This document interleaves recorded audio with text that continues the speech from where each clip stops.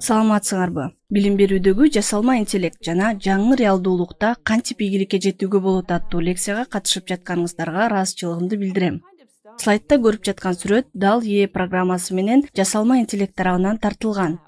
Бул сүрөт жогорку билим берүүдөгү жасалма интеллектке арналган ЮНЕСКОнун сентябрда чыга турган жаңы журналынын мукабасын кооздоп турат. Мен доктор Эмма Сабзалиевамын. Канададагы МакГилл университетинин доценти болуп эмгектенем. ЮНЕСКОнун жогорку билим берүү боюнча эл аралык институтунда жасалма интеллект жана жогорку билим берүү боюнча долбоорун жетектегем. 3 континентте, анын ичинде Борбордук Азияда илимий изилдөө, билим берүү саясатын талдоо, кеңеш берүү жана университетти башкаруу боюнча 20 жылдан ашуун тажрыйбам бар. Эл аралык жогорку билим берүү адисимин. Бүгүнкү дарста жасалма интеллект деген эмне? Негизги түшүнүктөргө токтолобуз. Жасалма интеллекттин билим берүүдө, окутууда жана баалоодо колдонулушу жөнүндө кеп кылабыз. Билим берүүдөгү жасалма интеллект боюнча башкы проблемаларды карап чыгабыз. Билим берүүдөгү жасалма интеллекттин келечеги жөнүндө ой жүгүртүүгө аракет кылабыз. Баарлашуунун аягында конференциянын алдында сиздер берген суроолорго жооп берүүгө аракет кылам. Негизинен сиздер берген айрым суроолорго жооптор дарстын жүрүшүндө айтылат. Суроо берген адамдарга дагы бир жолу ыраазычылыгымды билдирем. Берилген сурооңуздарга сөзсүз жооп кайтара алат деп ишенем.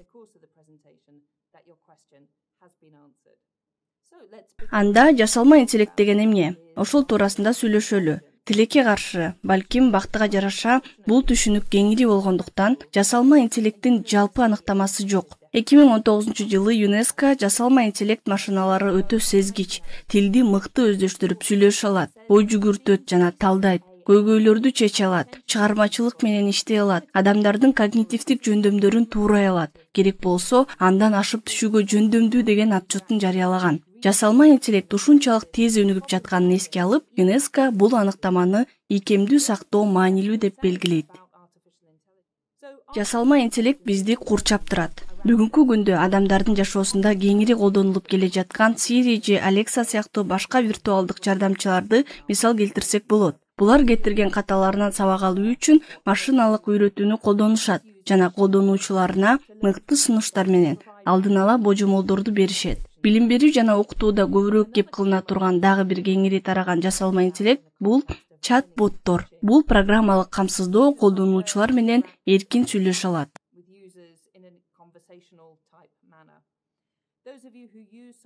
Социалдык медианы колдонгондо байкап эле жүрсөңүздөр керек. Мурун колдонгон же көргөн материалдар боюнча жасалма интеллект сиздерге атайын даярдалган сунуштарды бериши мүмкүн. Социалдык медиа платформалары бул куралдарды колдонуучулардын платформалар менен байланышын иликтөөгө жана алардын тандоосу жөнүндө көбүрөөк билүү үчүн колдонот. Эгер сиз видео көрүү үчүн Netflix'ти колдонгон болсоңуз, ал жерде сизге бул жакса, анда сизге бул дагы жагышы мүмкүн деген жазууну көргөн болушуңуз керек. Бул жасалма интеллект технологиясынын негизинде берилген сунуш. Ошондой эле жасалма интеллекттин дагы бир мисалы катары унааны жарым-жартылай автономдуу айдоону келтирсек болот. Өзүн өзү башкара турган унаалар азырынча кеңири тарай элек болсо да, жасалма интеллект технологиясы дагы бир тармак катары күнүмдүк жашообузда көбүрөөк колдонула баштады. Виртуалдык реалдуулук жана кошумча реалдуулук азырынча кеңири тарай элек болгону менен алар дагы жасалма интеллекттин аспаптары болуп эсептелет. Булар жөнүндө бир аздан кийин билим берүүнүн контекстинде дагы айтып берем. Жасалма интеллекттин дагы бир колдонулушу жаңыдан пайда болуп жаткан мета-аалам жана мульти-ааламдан көрсө болот.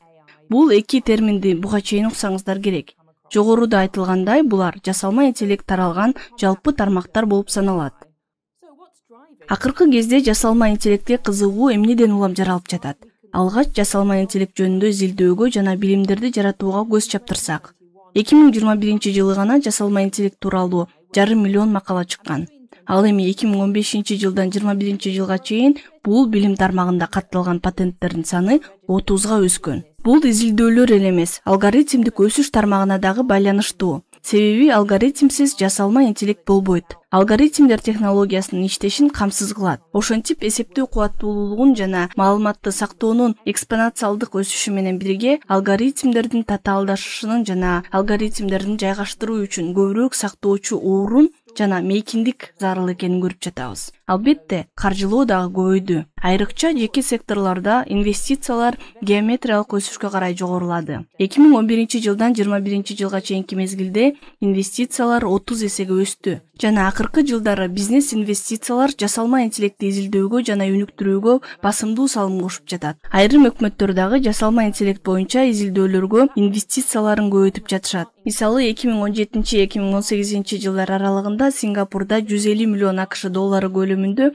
инвестиция жасалса, Улуу Британияда 355 миллион АКШ доллар инвестицияланган. Ошол эле убакта Европа биримдиги жасалма интеллектти каржылоону 2 эсеге көбөйткөн. 2030 жылга карата жасалма интеллекттин дүйнөлүк экономикага болгон салымы 15,7 триллион АКШ долларына бааланат. Ошентип, бул акыркы мезгилдеги жасалма интеллектке жана анын айрым бир натыйжаларына болгон кызыгууну жаратты.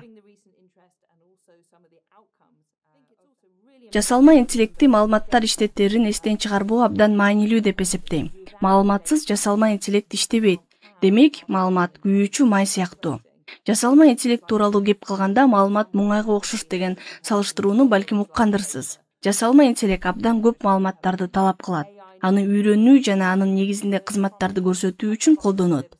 Бирок бул маалымат кайдан алынат? Айрымдары сизди таң калтырышы мүмкүн.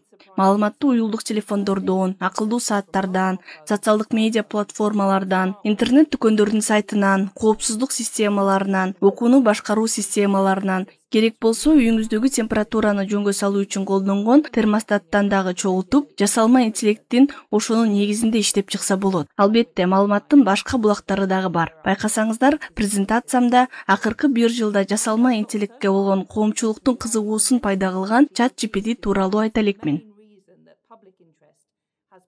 Экрандан акыркы мезгилдерде массалык маалымат каражаттарында ChatGPTге байланыштуу толкундануу жана кооптонуу макалаларынын аталыштарын көрүп жатасыздар. ChatGPT тил модели болуп саналат. Ал адамдарга компьютер менен табигый жана сүйлөшүү жолу менен өз ара пикир алышууга мүмкүндүк ачат. GPT генеративдик алдын ала окутулган трансформер дегенди билдирет жана оригиналдуу натыйжаларды бере алгандыгы үчүн генеративдик жасалма интеллекттин бир түрү катары эсептелинет. Ал интернеттен алынган маалыматты үйрөнүү жана суроолорго же сунуштарга жооп берүү үчүн табигый тилди колдонот.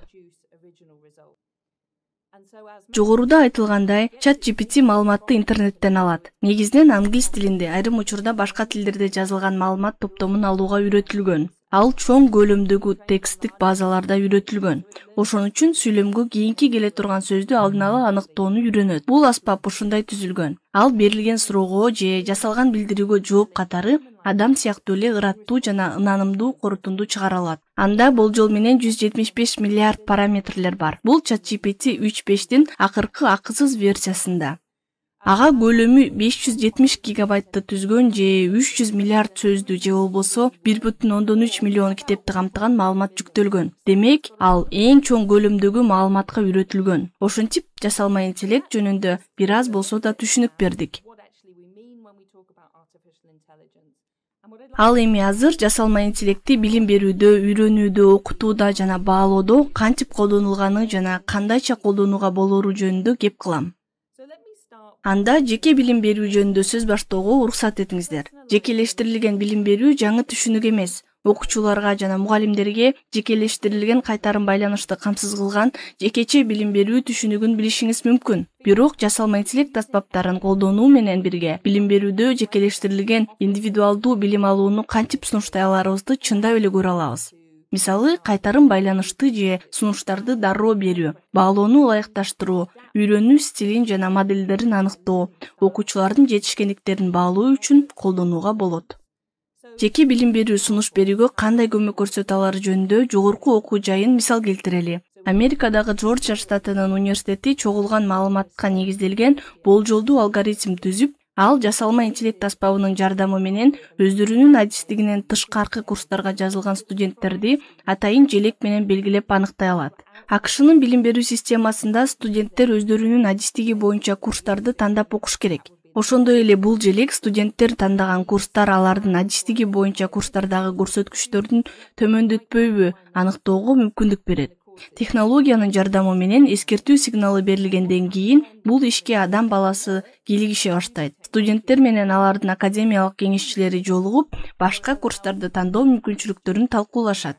Ошентип жасалма интеллект аспабы студенттердин максаттарын колдоо жана алардын компетенцияларына жетүү үчүн башка иш-чараларды сунуштай алды. Бул процесске адамдын орду маанилүү экендигин презентациянын жүрүшүндө дагы бир нече келтирилген мисалдарда эсибизге салат. Роботтор жумушубузду тартып алат же күтүлбөгөн жерден технология жөнүндө белгисиз аморфтук идея үстөмдүк кылып, адамдар керексиз болуп калат деп жасалма интеллекттин айланасында ызы-чуу жаратуу абдан оңой. Чынында бул таптакыр тескерисинче. Жоржия университетинин мисалында көрсөтүлгөндөй, мында адам жасалма интеллекттин кантип иштерин гана аныктабастан, бул технологияны көзөмөлдөп, ал кандай колдонулуш керек экендигин көрсөтүп турат. Билим берүүдө жана окутууда жасалма интеллектти колдонуунун дагы бир жолу бул акылдуу окутуу системалары. Бул жекече калыптандырылган окутууну камсыз кылуу үчүн жасалма интеллектти колдонгон компьютердик системалар. Алар жекече окутуунун артыкчылыктарына ээ. Экрандын оң жагында сүрөттөлгөн студент менен болгон өз ара аракеттенүүдөн маалымат кантип алынаарын жана студенттер жөнүндө чогултулган маалымат көрсөткөн графикти слайдтан көрсөңөр болот. Ал чогултулган маалыматка кошумча курс жөнүндө, билим чөйрөсү, үйрөнүү стратегиялары жөнүндө маалымат топтоп, студенттерди ушундай жол менен жакшылап үйрөтүүнү көздөйт. Ошентип акылдуу окутуу системалары студенттердин жеке билим алуу жолдорун колдоп, студенттерге реалдуу убакыт режиминде мониторинг жүргүзүүгө мүмкүнчүлүгүн камсыздай алат жана зарыл болгон учурда жардам көрсөтө алат. Жекелештирилген окуу ресурстарын түрдүү кыла алат. Ошондой эле жеке билим алуунун интерактивдүү жана жекелештирилген элементтерин башкаруу мүмкүнчүлүгүнө ээ болот. Дагы бир нече мисал. Индиядагы Амрита университетинин Амачи лабораториясы кесиптик билим берүүнү жана билим алууну колдоо үчүн акылдуу окутуу системасын иштеп чыккан. Ал эми Улуу Британияда Open университети Open Assist аттуу куралды иштеп чыккан. Ал студенттер жазган эсселерди текшерип, кайтарым байланыш жасоочу акылдуу окутуу системасы. Бул куралдар билим берүү жана окутуу процесстеринде кээ бир милдеттерди аткарууга кандайдыр бир жардам берери жөнүндө ойлоруңар пайда болсо керек. Экрандын оң жагындагы диаграммадан акылдуу окутуу системалары бүгүнкү күндө кандайча жана кайсы предметтик тармактарда көбүнчө колдонулуп жатканын көрө аласыңар. Бул негизинен STEM тармагында: илим, технология, инженерия жана математика. Мындан сырткары тилдерди үйрөнүүдө, ишкердик жана коомдук илимдерде дагы бир аз колдонулушат. Бул 2022-жылы аяктаган системалуу иликтөөнүн негизинде аныкталган. Бул технологиялар кеңири тарап, жеткиликтүү болгондон кийин бул предметтик чөйрөлөрдүн өзгөрүшүн байкайбыз. Бирок учурда акылдуу окутуу системалары көбүнесе инженерия, саламаттык сактоо илиминде жана математикада колдонулуп жатканын көрүп жатабыз. Ошентип жекелештирилген билим алуу жөнүндө кеп кылып, акылдуу окутуу системасы деген эмне жана ал кантип иштей аларын карап чыктык. Эми чат-боттор жөнүндө жана алар билим алууда кандай жардам берери тууралуу кеп кылалы. Чат-боттордун бир нече мисалдарын көрөсүздөр. Бул билим берүү тармагындагы адамдар үчүн жасалма интеллект куралдары менен иштөөнүн эң жеткиликтүү жолдорунун бири. Чат-ботторду иштеп чыгууда аларды код жазбай туруп эле жасоого болот же чат-ботторду колдонуу аркылуу жасоого да болушу мүмкүн. Бул жерде көрүп жаткан мисалда жасалма интеллекттин жардамы менен иштеген чат-боттор студенттердин суроолоруна жооп берип, аларды керектүү материалга жана ресурстарга багыттай алат. Ошол эле учурда алар кадимки адам менен сүйлөшүп жаткандай таасир калтырат. Бул жерде Британиядагы Болтон университети иштеп чыккан Ада деп аталган чат-боттун бир нече скриншоттору турат. Бүгүнкү күндө Ада 70 000 студентке жеке билим алуунун жана баа берүүнү камсыз кылды. Окуу планынын мазмуну менен сабакка катышуу талаптары тууралуу суроолорго жооп берет. Жогорку окуу жайында иштегендерге, мисалы, кабыл алуу комиссиясында абитуриенттерге, балким окуп жаткан студенттерге дагы маалымдай турган маалыматты жеткирүүнүн эң сонун жолу болушу мүмкүн.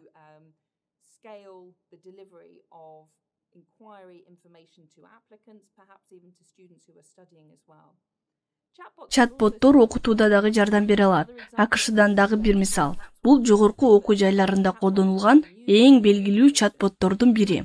Жоржия технология институту чат-ботту түзгөн. Тактап айтканда, университеттин профессору Джилл Уотсон аттуу чат-ботту түздү. Ал студенттердин жөнөкөй суроолоруна жооп бере алат. Бирок студенттер программалык жабдык менен сүйлөшүп жатышканын билишкен эмес. Бул студенттерди манипуляциялоо аракети эмес. Бирок курстун башталышында информатика боюнча курсту окутуп жаткан профессор бул чат-бот канчалык жакшы кабыл алынганын жана канчалык адамга окшош болоорун көргүсү келген. Ошентип профессор бул чат-бот экенин семестрдин аягында гана ачыктаган. Экрандын оң жагынан студенттер Джилл Уитсон менен жазышкан скриншотторду көрө аласыңар. Бул жерде тапшырманын көлөмү канча болуш керек? 1000 сөз же 2000 сөз болуш керекпи деген суроо берилгенде, чат-бот автоматтык түрдө жооп берет. Мындан башка суроолорго да жооп берилген. Бул кадимки сүйлөшүү стилине окшогонун байкап жатасыңарбы? Джилл Уитсон чат-боту иштелип чыккандан бери башка курстарга да колдонулууда. Башында аны иштеп чыгуу үчүн бир топ убакыт жана каражат талап кылынса да, ал иштелип чыккандан кийин анын жаңы курстарга ыңгайлаштыруу бир нече сааттын ичинде гана ишке ашырылышы мүмкүн.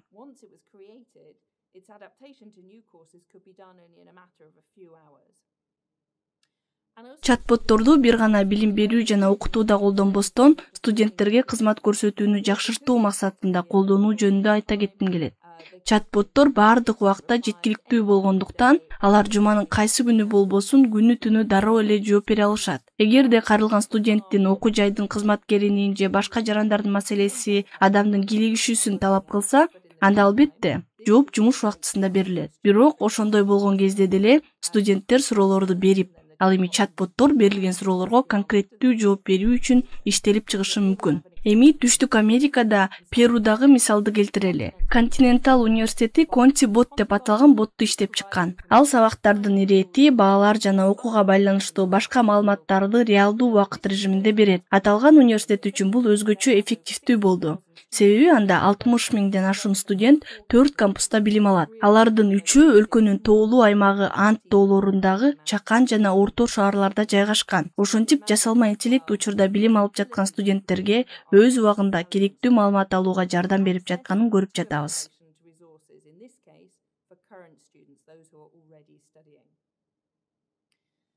Келиңиздер, эми виртуалдык жана кошумчаланган реалдуулукка өтөлү. Булар жекелештирилген практикалык интерактивдүү жана сүңгүп кирүү аркылуу билим алуу тажрыйбаларын пайдалануу үчүн интерактивдүү куралдар катары колдонулушу мүмкүн. Алар аралыктан билим берүүнү жакшырта. Сиздер көрүп турган сүрөттө скрет менен иштеп жаткан студенттер бул тажрыйбаны өркүндөтүү үчүн виртуалдык реалдуулукту колдонуп жатышат. Кошумча реалдуулук азыраак технологияны талап кылат. Ал ар кандай технологиялар менен ресурстарды талап кылбагандыктан аны колдонуу бир арзаныраак болот. Мисалы, кошумча реалдуулукту мобилдик телефон аркылуу жаратса болот. Учурда виртуалдуу жана кошумча реалдуулук билим берүү тармагында өзгөчө жогорку окуу жайларында кеңири колдонулганы менен, келечекте кошумчаланган реалдуулук көбүрөөк колдонула турганын көрөбүз деп ойлойм. Эми Канададан бир мисал келтирели. Mohawk колледжи кээ бир технологиялык курстар үчүн кошумчаланган реалдуулукту колдонуу менен билим берүү модулдарын өнүктүрүп келет. Өзгөчө үй бүлөлүк же каржылык себептерден улам кампуска студенттер көчүп келе алышкан эмес.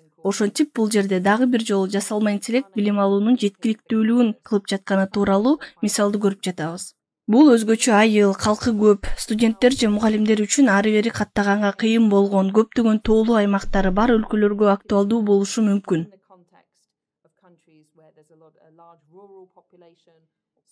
Башка дагы жолдору бар. Жасалма интеллект куралдары инклюзивдик билим алып жаткандарды окуу процессине кошуу жана алардын ийгиликтүү өтүшүн жогорулатууга жардам бере алат. Алсак, үндү таануу, транскрипция, реалдуу убакыт режиминдеги субтитрлер, которуу, мунун баары мисалы угуусу начар студенттерге жардам берет. АКШнын Сан-Диегодогу Калифорния университети азиз же көрүүсү начар адамдарга реалдуу убакыт режиминде көрсөтмөлүү сүрөттөмөлөрдү берүү үчүн Эра деп аталган куралды колдонгон. Ал эми Перуда Сан-Маркос улуттук университетинде университеттин жаңылыктарын кечуа тилинде берүү үчүн атайын курал иштелип чыккан.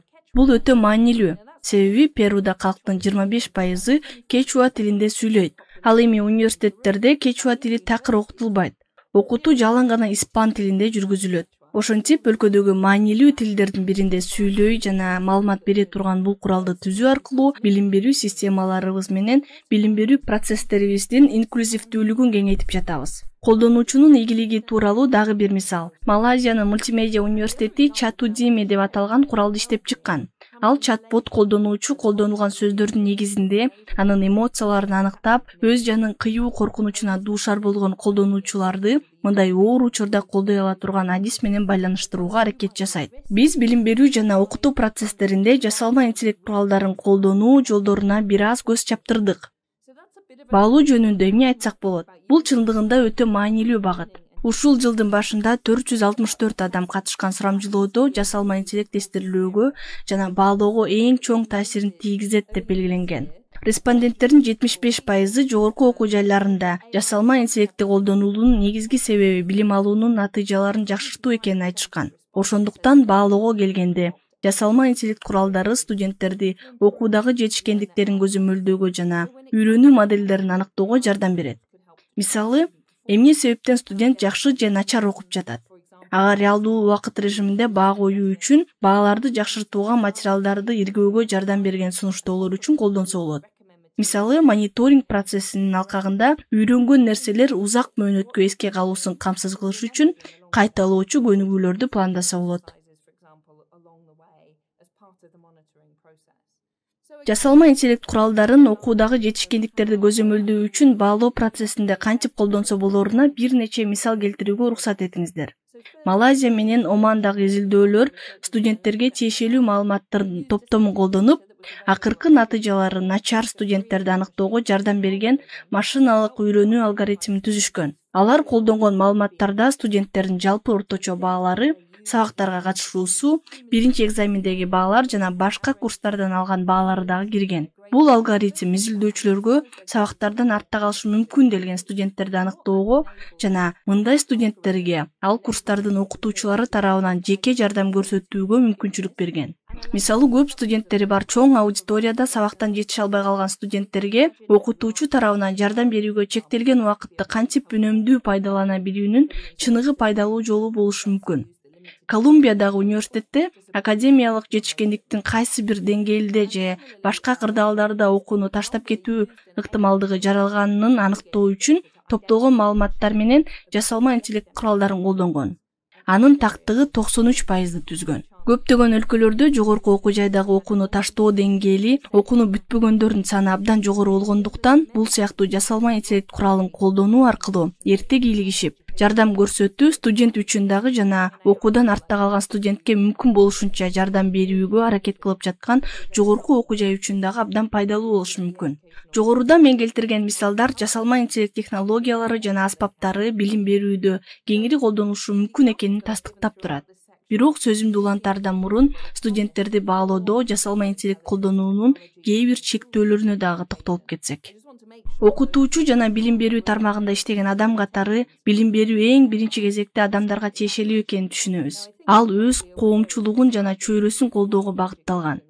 Ошондуктан билим берүүнү бир гана сандык өзгөрмөлөрдүн жана методдордун жыйындысына кептей албайбыз. Биз жасалма интеллект же башка технологияга ашыкча берилип кетүү педагогика эмес, технологияга багытталган чечимдерге алып келиши мүмкүн экенин эстен чыгарбашыбыз керек. Өзгөчө актуалдуу маселе. Билим берүүгө технологияны киргизүүдө окутуунун натыйжалары, курстар жана программалар боюнча окутуунун натыйжаларын эске алган эмеспиз. Жасалма интеллект куралдары мониторинг жүргүзүү үчүн билим алууну жекелештирүү максатында, билим берүүнү бекемдөө үчүн пайдалуу болушу мүмкүн экендигин буга чейин айтып өттүм. Дагы бир жолу айткым келет. Себеби бул абдан маанилүү. Алар адам мугалимдерди алмаштыра албайт. Билим берүү процессинин өзөгүн түзгөн адамды колдоп, ага жардамчы же курал гана болуп бере алат. Келгиле, эми билим берүүдөгү жасалма интеллекттин дагы башка негизги көйгөйлөрү жөнүндө сүйлөшөлү. Бул жерде бир аз артка чегинип, биринчи кезекте бул жөнүндө дүйнөлүк масштабта ой жүгүртөлү. Санариптик ажырым жөнүндө окусаңыздар керек. Жасалма интеллект боюнча дагы глобалдык ажырым бар деп ойлойм. Жана бул жасалма интеллектти колдоо үчүн зарыл болгон инфраструктурага жетүүдө структуралык теңсиздиктен башталат. Мисалы, интернетке жетүү мүмкүнчүлүгү, электр энергиясынын жеткиликтүүлүгү, девайстардын болушу же башка себептерден болбошу мүмкүн. Өлкөлөрдүн ортосундагы жасалма интеллект боюнча окутуунун, билим берүүнүн жана изилдөөнүн тең эмес бөлүштүрүлүшү кездешет. Мисалы, глобалдык түндүктөгү жогорку окуу жайлар глобалдык түштүктөгү жогорку окуу жайларга караганда жасалма интеллектти тезирээк киргизип жатканын байкоодобуз. Ички дүң продукциясы эң жогорку болгон өлкөлөр башкаларга караганда жасалма интеллект тармагында изилдөөлөр менен иштеп чыгууларга көбүрөөк инвестиция жасап жатканын көрүп жатабыз. Билим берүү тармагы үчүн жасалма интеллект канчалык пайдалуу же майнаптуу болоорун карап жатканыбызда ушундай жагдайларды эске алышыбыз керек деген ойдомун. Мындан сырткары маанилүү деп саналган инклюзивдик билим берүү жана ар түрдүүлүк маселелери бар экенин да эстен чыгарбашыбыз керек. Анткени өзгөчө илим, технология, инженерия жана математика менен байланышкан предметтер боюнча ар түрдүү жана инклюзивдик чөйрөнү өнүктүрүү менен бирге коомдун баардык катмарына адилет, калыс жана натыйжалуу кызмат кылган жасалма интеллект системаларын түзүүнү камсыз кылууга болот. STEM багытында эркектер үстөмдүк кылып келген. Мисалы, жасалма интеллект менен байланышкан академиялык изилдөөлөргө аялдардын катышуусу эркектерге караганда кыйла төмөн. STEM багыттарында бир тектүү топ, негизинен эркектер жана айрым бир этникалык топтордун өкүлдөрү салттуу түрдө үстөмдүк кылып келген. Бул өзгөчө ири жана көп улуттуу өлкөлөрдө орун алып келет. Мисалы, Индияда маргиналдык социалдык топтордун студенттери Индиянын технологиялык институттарында кыйла аз санда окушат. Ал эми Бразилияда STEM сабактарын тандаган студенттер адатта жогорку социалдык экономикалык катмардын өкүлдөрү болушат. Ошондуктан бир аз түрдүүлүк тажрыйбаларына сөзсүз көңүл буруп, бул маселени чечишибиз керек. Мисалы, окууга кабыл алууда аялдар менен этникалык азчылыкты түзгөн топтордун өкүлдөрүн келечектеги жасалма интеллект иштеп чыгуучуларды жана келечектеги жасалма интеллект адистерин даярдай турган багыттарга кошууну жана кабыл алууну камсыз кылышыбыз керек. Эгерде турмуштук тажрыйбанын ар түрдүүлүгү болбосо, анда жасалма интеллект куралдарын иштеп чыгууда ар түрдүүлүк жетишсиз болот. Буга байланыштуу маалыматтын бир жактуулугу жана купуялуулугу жөнүндө көбүрөөк айтып берүүмө туура келет.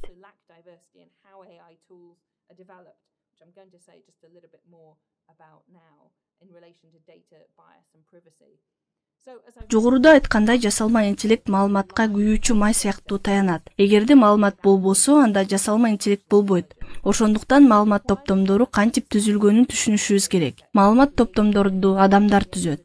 Маалымат топтомуна кире турган маалыматты адам топтойт. Ошондуктан алардын иштөө шарттарын эске алышыбыз керек. Көбүнчө адамдар өтө кооптуу шарттарда иштешет. Ошондой эле маалыматты топтоп жаткан жумушчулар кимдер экенин жана алар маалыматты топтоп жатканда кайра бир жактуулукту жаратышы мүмкүн экендигин эске алышыбыз керек. Эгерде маалымат топтомуна бир жактуу маалымат кирсе, анда эси жана аң сезими жок жасалма интеллект куралы дагы бир жактуу натыйжаларды берери логикалык көрүнүш. Ошентип маалымат топтомдору кантип түзүлгөнү жөнүндө гана эмес, алар кантип колдонулуп жаткандыгы жөнүндө дагы ар дайым ойлонушубуз керек. Мисалы, бир изилдөө машинаны үйрөтүү боюнча илимий макалалардын 50% ашыгы 12 гана маалымат топтомунда колдонулганы аныкталган. Бул абдан аз сан. Ал гана эмес, ошол 12 маалымат базасынын 10-у АКШда, бири Германияда жана бири Гонконгдо иштелип чыккан. Эгерде биз маалыматтар топтому камтыган тажрыйбалардын, маалыматтардын жана идеялардын диапазону жана ар түрдүүлүгү жөнүндө ойлоно турган болсок, анда бул азыркы учурда бир топ чектелүү экенин көрөбүз. Жогоруда айтылгандай, жасалма интеллект куралдары маалымат базаларынан маалымат чогулткандыктан, алар маалыматта көрсөтүлгөн бурмаланбаган кабылдоону алып жүрүүгө үйрөтүлгөн. Маалымат жөнүндө ойлоно турган дагы бир маанилүү жагдай жана көйгөй бул маалыматтын коопсуздугун жана купуялуулугун камсыз кылуу. Адамдардын жеке маалыматтары кандай колдонулуп жатканы жөнүндө ойлонушубуз керек. Эгерде ал бир жерде топтолгон болсо жана жетиштүү түрдө корголбосо, анда анын купуялуулугу менен коопсуздугуна коркунуч жаралышы мүмкүнбү? Ошондой эле маалыматтуу урдоонун алдын алуу жана маалыматтын негизсиз өзгөрбөшү үчүн эл аралык же улуттук стандарттарга жооп берген коопсуздук чараларын түзүү жана аларды сактоо боюнча жакшы кам көрүшүбүз керек. Жасалма интеллект системаларынын нарк чынжырында табигый ресурстарды керектөөнүн натыйжасында туруктуу өнүгүү көйгөйлөрү жараларын билебиз. Бул жөн гана топтолгон маалымат жөнүндө эмес, алар жараткан маалыматтын айлана чөйрөгө тийгизген таасири жөнүндө. Мисалы, маалыматты кампа сыяктуу сактаган маалымат борборлору болжол менен 20 мегатонна көмүртектин изине ээ. 2015-жылы бул баардык парник газдарынын эмиссиясынын 15%-ын түзгөн. Ошол мезгилден бери чогултулган маалыматтын кеңейиши менен бул сан канчалык көбөйгөнүн элестете аласыз. 6 миллиард параметри бар жасалма интеллект модулун толук үйрөнүү бир темир жол вагон толо көмүрдү өрттөөгө барабар деп бааланганын бир изилдөөдөн улам билебиз. Бул анчалык деле көп угулбашы мүмкүн. Бирок кайра ChatGPT'ге кайрылып көрөлү. Учурда элдер колдонуп жаткан ChatGPT 3.5 версиясы 175 миллиард параметрге ээ. Бул кичинекей шаардын бир ай электр энергиясынын керектөөсүнө барабар. Демек, жасалма интеллект жана анын келечектеги колдонулушу менен жайылышы олуттуу экологиялык кооптонууну жаратат. Өзгөчө климаттык кризис болуп жатканын эске алганда.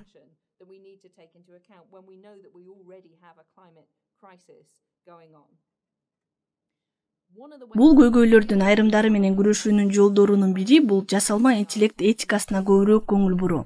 Муну менен жасалма интеллект технологияларын иштеп чыгууда жана колдонууда моралдык жүрүм-турумга багыт берүүчү жакшылык менен жамандыктын жалпы кабыл алынган стандарттарына негизделген баалуулуктарын, принциптерди жана ыкмалардын жыйындысын айтып жатам. ЮНЕСКОда жасалма интеллекттин этикасы боюнча айрым бир иштерди буга чейин эле жасап келгенбиз.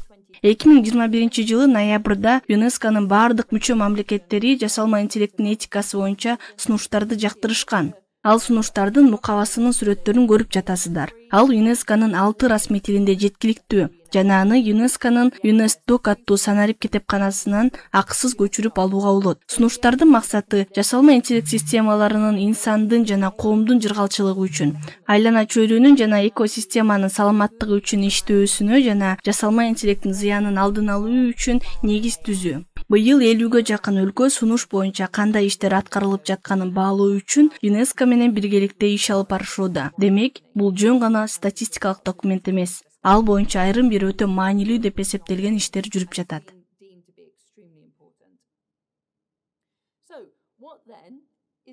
Билим берүүдөгү жасалма интеллекттин келечеги кандай болот? Билим берүүнүн негизги өзгөчөлүктөрүнө киришерден мурун бир аз ой жүгүртөлү. Жасалма интеллекттин өнүгүүсүнөн мындан ары эмнени күтсө болот? Келечекти алдын ала айтууга аракет кылган жокпуз. Муну так кесе айта кетейин. ЮНЕСКОда акыркы 3 жылдын ичинде жасалма интеллект жана жогорку билим берүүнүн айрым тенденцияларына көз салып, изилдөө жүргүзүп келебиз. Бирок менимче, технологиянын өзүнө келгенде эки нерсени байкообуз мүмкүн. Биринчиси ChatGPT жана башка куралдардын тез жайылып кетишин көрөбүз. Анткени ChatGPT тууралуу эл көбүрөөк уккан. Ошондуктан колдонуучуга ыңгайлуу болгон ChatGPT сыяктуу эле жасалма интеллект колдонмолордун чыгарылышы эми көп кезиктиребиз деп ойлойм. Ал акысыз. Аны көптөгөн өлкөлөрдө колдонууга болот. Ага ар кандай тилде суроо берүүгө мүмкүн.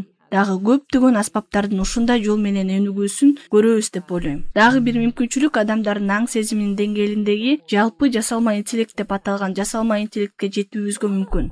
Учурда биздеги жасалма интеллекттин бардыгы кууш чөйрөдөгү жасалма интеллект деп аталат. Албетте, бул качан болушу мүмкүн экенин азыр эч ким так айта албайт. Бирок көптөгөн эксперттер бул жакынкы 50 жылдын ичинде болушу мүмкүн дешет. Эми муну сиз көрбөй калсаңыз да, сиздин балдарыңыз, студенттериңиз же алардын балдары жана кийинки муундагы студенттер көрүп калышы мүмкүн. Ошондуктан буга дагы көңүл бурушубуз керек деп ойлойм.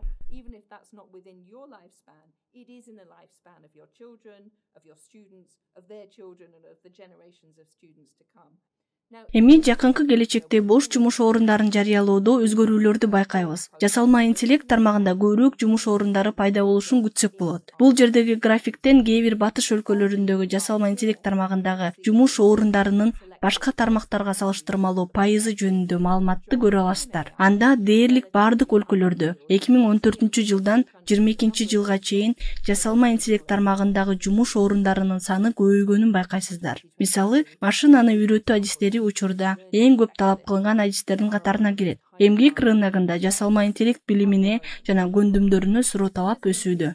Билим берүү тармагындагы адис катары студенттерибизге үйрөтүшүбүз зарыл. Өзүбүз дагы үйрөнүшүбүз керек. Балким жалпы коомчулукту үйрөтүүгө да туура келет. Жасалма интеллекттин доорунда керектүү болгон айрым универсалдуу көндүмдөр бар деп ойлойм.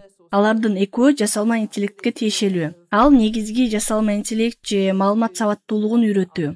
Ошондой эле буга чейинки айтканымдай, алдыга карай өнүгүүбүзгө байланыштуу абдан маанилүү делген жасалма интеллект этикасын үйрөтүү. Бул доор үчүн маанилүү деп эсептелген башка көндүмдөр бар. Алар технологиялык көндүмдөр эмес. Бул сынчыл ой жүгүртүү, чыгармачылык, эмоционалдык интеллект, командада иштөө, көйгөйлөрдү чечүү, кызматташуу жана лидерлик сыяктуу көндүмдөр. Дал ушул көндүмдөр зарыл. Мисалы, ар бир адам фейк же жалган жаңылыктардын чыныгы жаңылыктан айырмаланып билүүсү, жасалма интеллект кандай ишти иштерин түшүнүү биз үчүн пайдалуубу же жокпу дегенди түшүнүү үчүн керек болгон жөндөмдөр. Жасалма интеллект өнүгүп жаткандыктан билим берүүдө дагы бир топ өзгөрүүлөрдү байкайбыз деп эсептейм. Кээ бир жөнөкөй төмөнкү деңгээлдеги иш-аракеттерди, мисалы, маалыматты киргизүү, баалоо, багуу жана ушул сыяктууларды жасалма интеллект куралдары жасап калышы мүмкүн. Кээ бир жумуш орундары жок болуп кетиши мүмкүн жана жогорку деңгээлдеги көндүмдөрдү талап кылган жаңы жумуш орундары пайда болушу мүмкүн. 300 миллион жумуш орду же учурдагы жумуш орундардын 2-3 бөлүгү жоголуп кетпейт. Бирок жасалма интеллект автоматташтыруунун кандайдыр бир деңгээлине дуушар болушу мүмкүн деген божомолдор бар. Жогоруда айтылгандай, орто мектепти бүтүрүүчүлөрдүн жумушун жасалма интеллект тартып албайт, бирок аларды толуктайт деп күтөбүз. Орто мектепти бүтүргөн адистердин инновацияга, чыгармачылыкка, иштин инсандар аралык аспектилерине ой жүгүртүүгө көбүрөөк убактысы болот. Негизинен жасалма интеллект жасай албаган нерселердин бардыгына билим берүүнү башкарууда маалыматка негизделген чечимдерди кабыл алуу кадыресе болоорун көрөбүз. Ошондой эле көпчүлүк уюмдар, жеке компаниялар иштеп чыккан жасалма интеллект куралдарын сатып алууга мажбур болот. Бул нерсени белгилей кетүү маанилүү, себеби коммерциялаштыруу аспектиси бизди бул куралдар кандай иштерин, кандай маалыматка негизделгенин, ал маалымат кантип пайдаланылганын, маалымат кантип чогулганын билүүгө мажбурлайт. Жана мындай курал чындап эле билим берүү мекемелерибиз, билим берүү системаларыбыз үчүн пайдалуу боло алабы же жокпу деген маселеде туура чечим кабыл алууга жардам берет. Ошондуктан технологиялык жана этикалык экспертизага ээ болушубуз керек. Билим берүү тармагында жетекчилер, өзгөчө мектеп директорлору, университеттин ректорлору, билим берүү саясатын иштеп чыгуучулар жасалма интеллектти жоопкерчиликтүү ишке ашыруу үчүн даяр болуш керек. Бул кесипкейлүүлүктү жогорулатууну талап кылат. Ал мүмкүнчүлүктү өнүктүрүүнү талап кылат. Ал өз кезегинде убакытка жана ресурстарга салымдарды талап кылат. Бул бир гана жетекчилерге тиешелүү эмес. Жасалма интеллект мугалимдерге, кызматкерлерге, студенттерге жеткиликтүү болуш керек. Ар бир адам жок дегенде жасалма интеллект кантип иштерин жана аны билим берүүнү жакшыртуу үчүн кантип колдонсо болору жөнүндө негизги түшүнүккө ээ болуш керек. Бул жасалма интеллектти колдонуу, айрыкча аны окутуу, үйрөнүү жана баалоого байланыштуу саясат менен сунуштарды кабыл алуу менен коштолуш керек. Ошентип суроо жооп бөлүгүнө өтүүдөн мурда жыйынтыктай кетели. Жасалма интеллект тез ылдамдыкта өнүгүп жаткан түшүнүк жана реалдуулук. Ал жогорку билим берүүнүн бардык аспектилерине жана мен келтирген мисалдардан тышкаркы билим берүүнүн башка деңгээлдерине дагы таасир этиши мүмкүн. Жасалма интеллектке карата негизделген этикалык, жоопкерчиликтүү жана инклюзивдүү мамиле кылуу абдан маанилүү. Жасалма интеллекттин жоопкерчиликтүү ишке ашырылышын камсыз кылуу үчүн билим берүү жетекчилигинин жана билим берүү саясатына тийиштүү деңгээлде даяр болушу жакынкы келечекте гана эмес, чындыгында азыркы учурда дагы эң негизги маселе. Жасалма интеллекттин натыйжалуу болушу үчүн ал учурдагы абалдан дагы жеткиликтүү болуш керек. Учурда жасалма интеллект деген эмне экенин өтө аз сандагы адамдар билет жана өтө көп адамдар акыркы учурдагы коомдук талкуунун тегерегинде ызы чууга же коркуу сезимдерин алдырууда. Бул презентацияны көргөндөн кийин жасалма интеллект кантип иштери жана аны окуу процессинде кантип колдонсо болору, кандай кооптонуулар жана тобокелдиктер менен кыйынчылыктар бар экени жөнүндө бир аз көбүрөөк түшүнүккө ээ болосуңар деп үмүттөнөм. Дагы бир жолу кайталап кетейин. 2023-жылдын сентябрында ЮНЕСКОнун эл аралык жогорку билим берүү институту жасалма интеллект боюнча ири жаңы басылманы чыгарат. Ал жасалма интеллект жана жогорку билим боюнча окуу куралы. Ал бүгүнкү лекцияда мен айтып өткөндөн да көп кеп. Ал жасалма интеллектти этикалык жана жоопкерчиликтүү түрдө ыңгайлаштыруу жана интеграциялоону көздөгөн билим берүү мекемелери үчүн кадамдык иш-чаралар менен идеялар коштогон практикалык колдонуу. Анда сунуштар да бар. Ал 2023-жылдын сентябрында ЮНЕСКОнун Санарип китепканасына акысыз чыгат. Эми сиздер берген суроолорго бир аз токтололу. Презентациянын жүрүшүндө суроолордун айрымдарына жооп бердик. Ошентсе да бир нече суроолоруңуздарга жооп берейин. Жасалма интеллект жана билим берүү боюнча улуттук саясатка байланыштуу суроолордон баштайлы. Анда билим берүү министрлигине жасалма интеллект потенциалын жөнгө салуу жана өнүктүрүү же пайдалануу боюнча кандай сунуштар бар? Жасалма интеллект билим берүүнүн сапатына коркунуч келтирбейби? Жана Кыргызстан билим берүү процессине жасалма интеллект колдонууну качан киргизет? Бул чындап эле маанилүү суроолор. Презентациянын айрым бөлүктөрүндө бул суроолор көтөрүлдү деп ойлойм. Бирок бул багытта Кыргызстан жалгыз эмес экенин сиздерге баса белгилеп кетким келет. Жасалма интеллект үчүн жагымдуу саясат чөйрөсүн түзүү зарылдыгы чындыгында абдан жогору. Ушул жылдын башында ЮНЕСКО дүйнө жүзү боюнча 450ден ашык билим берүү мекемелеринин арасында сурамжылоо жүргүзгөн жана университеттердин 13% гана жасалма интеллекттин колдонуу боюнча кандайдыр бир колдонмолор бар экенин жана респонденттердин 20% аларды жогорку окуу жайларында жасалма интеллект колдонуу боюнча атайын саясат же колдонмолору бар же жок экенин айта алышкан эмес. Демек, бул билим берүү мекемелеринде түшүнүк жана ыкчамдык жетишсиздигин көрсөтүп турат. Жана бул өз кезегинде коопсуздукка, билимге, ар түрдүүлүккө, теңчиликке жана инклюзивдик билим берүүгө карата жасалма интеллектти колдонууну күтүлбөгөн кесепеттер менен байланышкан тобокелдиктер бар экенин көрсөтүп турат. Билим берүү министрлигинде саясий чөйрөнү түзүү жана билим берүү мекемелерине колдоо көрсөтүү абдан маанилүү деп айтар элем.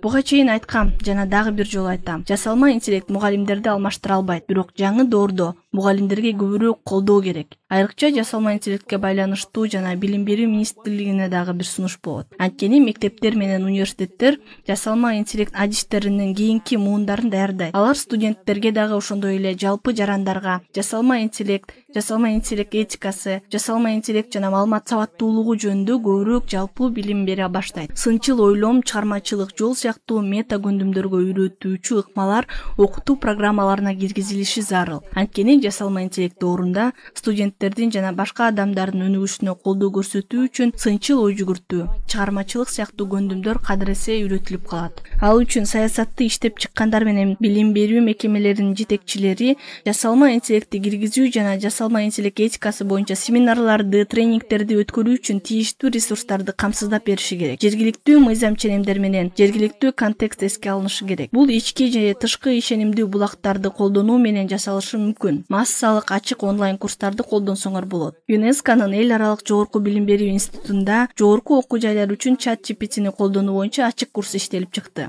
Бул багытта өзүңүздүн кесипкөйлүүлүгүңүздү өркүндөтүү максатында атайын курска катталып окусаңыз болот. Мугалимдер үчүн эле эмес, билим берүү процессиндеги баардык кызыктар тараптар үчүн жасалма интеллекттин таасирин талкуулоо жана чечим кабыл алууга катышуу үчүн мүмкүнчүлүктөрдү түзүү абдан маанилүү.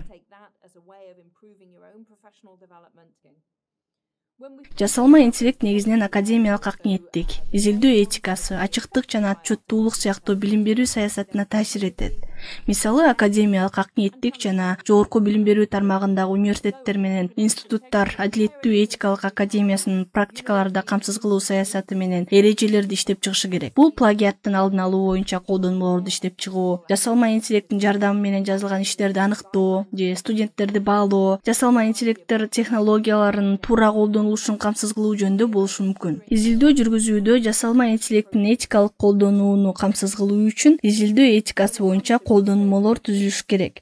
Бул копуялуулук маселелери, маалымат коопсуздугу, бир тараптуулукту азайтуу жана айкындуулукка тиешелүү болушу мүмкүн. Саясатчылар менен жетекчилер жасалма интеллект технологиялары билим берүү мекемелеринде кандай колдонулуп жатканын жана эмне үчүн колдонулуп жатканы боюнча так түшүндүрмөлөр бар экенин камсыз кылуусу, тандалган маалымат булактарын билүүсү жана алар боюнча чечим кабыл алуу процесстерин түшүнүүсү абдан маанилүү.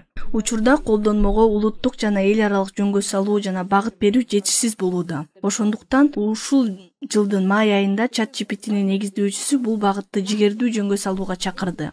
Бул скриншотто көрүп тургандай 30 миңден ашуун билим берүүчү жана жеке сектордун жетекчилери үчүн жасалма интеллект системаларын өнүктүрүүдө тыныгууга чакырган ачык катка кол коюшту. Бул иштеп чыгуулар ушунчалык тез жүрүп жаткандыктан жөнгө салуу жана багыт берүү иштелип чыгыш үчүн убактылуу токтоп турууга убакыт келди. Кытай сыяктуу кээ бир өлкөлөр жасалма интеллектти башкаруу үчүн жоболорду иштеп чыккан. Ал эми Улуу Британия сыяктуу өлкөлөр ушул жылдын аягында багыт берүүчү колдонмолорду жарыялайт. Бул азыр абдан тез жүрүп жатат, бирок бул багыттагы саясатты иштеп чыгуучулар буга көңүл бурушу зарыл. ЮНЕСКО сыяктуу көп тараптуу уюмдар, мисалы экономикалык кызматташуу жана өнүгүү уюму, Европа биримдиги жасалма интеллектти колдонуу боюнча ар кандай эрежелер жана мыйзамдык базаларды иштеп чыгууда. ЮНЕСКонун жасалма интеллект этикасы боюнча абдан маанилүү иши жөнүндө айтып өттүм. Бул демилгелер бар, бирок алар дагы эле өнүгүп жатат. Ошондуктан саясатчылар үчүн бул абдан маанилүү маалымат деп ойлойм. Акыркы суроолор топтому. Академиялык акниеттик жөнүндө жаңы эле айттым, бирок бул жерде дагы эки мыкты суроо бар. Эгерде жасалма интеллект фейк же жалган маалыматты аныктай алса, анда илимий жана билим берүү чөйрөсү кандай аракеттер аркылуу студенттерди жалган билимдерден коргой алат? Эгерде мурунку СССРдин билим берүү мекемелерине этикалык жана академиялык стандарттар акырындык менен киргизилип жатса, анда батыштын билим берүү мекемелери академиялык, этикалык жана окутуунун сапатын сактоо үчүн кандай кошумча нормаларды жана процедураларды киргизүүдө? Бул маселелердин айрымдары презентациянын жүрүшүндө каралды. Академиялык ак ниеттүүлүктү сактоо үчүн жасалма интеллектти колдонууга тыюу салгандан көрө башка жолдорду карап көрөлү деп айткым келет. Келгиле, жасалма интеллектке кантип ыңгайлаша аларыбызды карап көрөлү. Баалоону карайлы. Азыр жасалма интеллект түзгөн текстти текшере турган башка программалык жабдыктарды тапса болот. Жасалма интеллект куралдары эмне үчүн колдонулуп жатканын, кандай максатта жана алар билим берүү процесстерине кандайча жардам берерин дагы бир жолу эске салып кайрылсак. Мисалы, студенттер ChatGPT же башка куралдарды колдонсо, биз алардын ишин плагиатка текшерип, жасалма интеллект тарабынан жазылган тексттерди текшерип, андан кийин ким билет, балким келечекте плагиат аныктоочу куралды текшерүү үчүн бизге дагы башка курал керек болушу мүмкүн. Мына ушундай кырдаалга туш болгубуз келбейт. Анын ордуна экзамен алуу аркылуу баалоону кантип жүргүзсө болорун ойлонуп көрсөк болот. Мурунку СССРде чоңойгондор ооз-2 баалоо менен жакшы тааныш. Эгерде бул ыкма колдонулса, анда текст плагиат болгонбу же жокпу деген суроо жаралбайт. Жазуу же көзөмөлдөнгөн баалоо формаларын колдонсок болот. Жасалма интеллект куралдарын түзүүгө кыйын болгон баалоонун түрлөрүн да карап чыгуу маанилүү. Бул подкаст лабораториялык иш, топтук иш, ой жүгүртүү болушу мүмкүн. Студенттин катышуусуна баа бере алабыз. Студенттин ишин программанын же окуу курсунун жүрүшүндө өнүгүп жатканын көрсөтө турган тапшырмаларды колдоно алабыз. Жасалма интеллект куралдарын баалоо иштеринде колдонууга уруксат берүү үчүн методикалык колдонмолорду жаңылоо маанилүү. Кээде бул кандайдыр бир шартка байланыштуу болушу мүмкүн. Мисалы, студенттер план түзүүдө жасалма интеллект куралдарын колдонушу мүмкүн. Бирок жасалма интеллект тарабынан түзүлгөн текст алардын ишинде колдонулбашы керек же жасалма интеллект куралдары жазуу учурунда колдонууга уруксат берилиши мүмкүн. Бирок жогорку окуу жайларында студенттерден өз булактарын туура көрсөтүүнү жана башка булактардан плагиат кылбоону талап кылганыбыздай эле, студенттер жасалма интеллект колдонулганын ачык билдириши керек. Мындан дагы көбүрөөк изденип, жасалма интеллект куралдарын кантип колдонуп, баалоонун жаңы түрлөрүн түзө алабыз деп ойлонсок болот. Булар баалоодо жасалма интеллектке ыңгайлашуунун айрым бир жолдору. Жасалма интеллект баалоону гана эмес, жалпысынан билим берүү жана окутууну кантип өзгөртө алары жөнүндө ушул идеялардын айрымдарын кабыл алабыз деп ойлойм. Менимче, биз жасалма интеллектти кантип баалоону гана эмес, жалпысынан билим берүүнү жана окутууну өзгөртүшү мүмкүн деген ушул идеялардын айрымдарын кармансак болот. Биз жекече билим алуу жөнүндө, виртуалдык жана кошумча реалдуулуктун мүмкүнчүлүктөрү жөнүндө, айрыкча тажрыйба аркылуу билим алуу жана билим берүү мүмкүнчүлүктөрүнө жетүүнү жогорулатуу жөнүндө сүйлөштүк. Мен айтып жаткан чат-боттор негизинен маалымат берүү үчүн билим берүүгө тез интеграциялана турган жасалма интеллект куралдарынын бири болот. Балким университеттер жана билим берүү жаатында башка кызыктар тараптар студенттерге жергиликтүү шарттарда жардам берүү үчүн өздөрүнүн генеративдик жасалма интеллект куралдарын үйрөтө башташат. Ошондуктан жасалма интеллект куралдарына тыюу салуудан көрө жасалма интеллектти баалоого кантип ыңгайлаштыра аларыбызды же баалоонун альтернативдүү ыкмаларын кантип аныктай аларыбызды ойлонуп көрөлү. Ушуну менен лекциябыздын аягына чыктык. Көңүл бурганыңыздар үчүн чоң рахмат. Мен жасалма интеллект эмесмин, мен чыныгы адаммын деп ишендиргим келет. Сиздер менен чогуу болуу мага абдан жакты. Мындан ары конференция ишин мыкты улантат деп деген ниеттемин. Чоң рахмат.